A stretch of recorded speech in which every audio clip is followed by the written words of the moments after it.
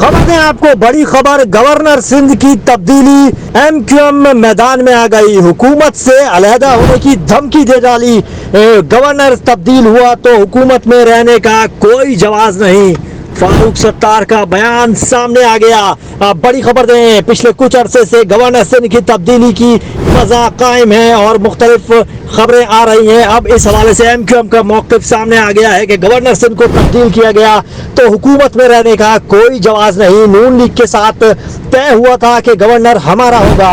Governor Sindh की तब्दीली की बातें चल रही थी, इसहाक डार ने खबरों की तरदीद की थी, मगर अब कहा जा रहा है कि पीपल्स पार्टी और नून लीग की मशावरत हो चुकी है गवर्नर सिंध की तब्दीली पर।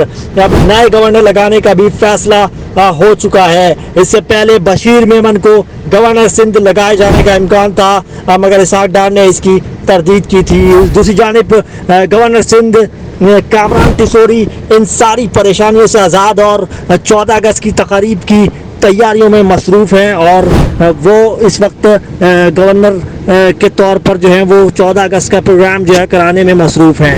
खबर दें आपको, बड़ी खबर, गवर्नर सिंध की तब्दीली, एमक्यूएम मैदान में आ गई, हुकूमत से अलहदा होने की धमकी दे डाली।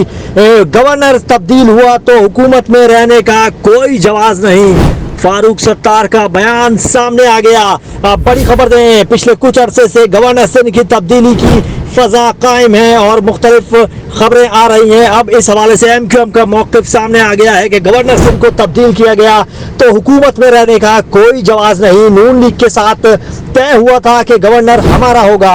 गवर्नर सिंध की तब्दीली की बातें चल रही थी, इसहाक डार ने खबरों की तरदीद की थी, मगर अब कहा जा रहा है कि पीपल्स पार्टी और नून लीग की मशावरत हो चुकी है गवर्नर सिंध की तब्दीली पर। अब नए गवर्नर लगाने का भी फैसला हो चुका है। इससे पहले बशीर मेमन को गवर्नर सिंध लगाए जाने का इम्कान था, मगर इसहाक डार ने इसकी तरदीद की थी। दूसरी जानिब गवर्नर सिंध कामरान टिसोरी इन सारी परेशानियों से आज़ाद और 14 अगस्त की तकारीब की तैयारियों में मसरूफ़ हैं और वो इस वक्त गवर्नर के तौर पर जो है वो 14 अगस्त का प्रोग्राम जो है कराने में मसरूफ़ हैं।